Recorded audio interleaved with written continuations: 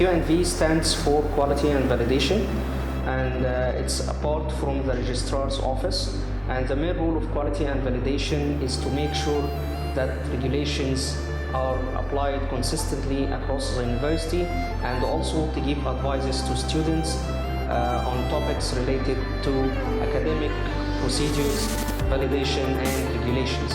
And also the quality and validation is responsible of managing the SRS, which is the Students Record System. The SRS stands for the Students Record System, and it's an information system which holds all the academic records for our students. It's through the SRS, students can do the registration online, they can view the transcripts, and they can also select their majors and optional modules. The SRS also keeps records of the progression data for all the students, and all transcripts and certificates are generated through this system. The GAR stands for General Academic Regulations, and it includes all the required regulations that the student should follow in order to progress with his studies successfully and in order to gain his degree. The main important points in the GAR is that you should understand, if you are on the UK track, you cannot trade any modules from a degree year to another. And also, you should be aware about the condonment rules and also the eligibility for reset. Students on the UK or on the EG track cannot reset in more than 60 credits, even if they have accepted IPs or appeals. Students on the UK track cannot trade any modules from a degree year to another. Students who are in breach of the UK regulations will be transferred automatically to the Egyptian track, which means they will not be eligible for a UK degree from the validated university. Any other points related to the GAR, you should refer to the General Academic Regulations available on the website and to the student panel. The university offers students some forms to be submitted if they are facing circumstances which may affect their study.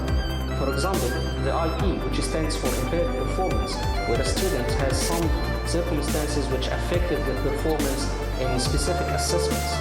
IPs should be submitted to your support office in your faculty, and the deadline for supporting the IPs is stated clearly on the academic calendar. Any IP submitted after the deadline will not be accepted. The IP is not a guarantee that you will pass the module or you will get benefit from this, but it will be considered through a panel which will take the decision, and you will be informed by this decision through your email and on your transcript. Also, you have the right to submit an academic appeal if you feel that you had some circumstances which were not known by the board, which took the decision about your progression.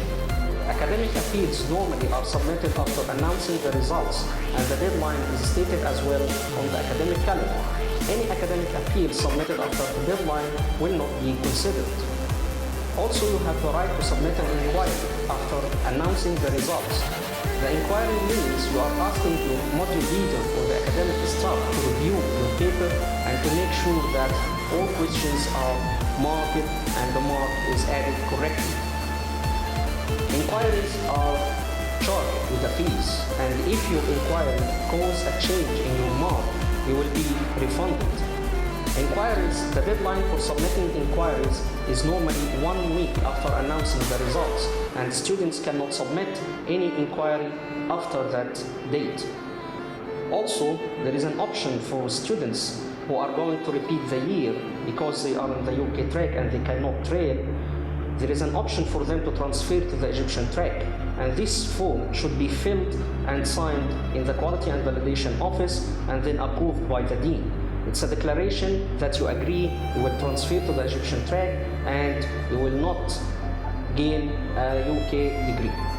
I kindly request from all our students, if you have any queries regarding the regulations or the procedures, you should consult the Quality and Validation Office.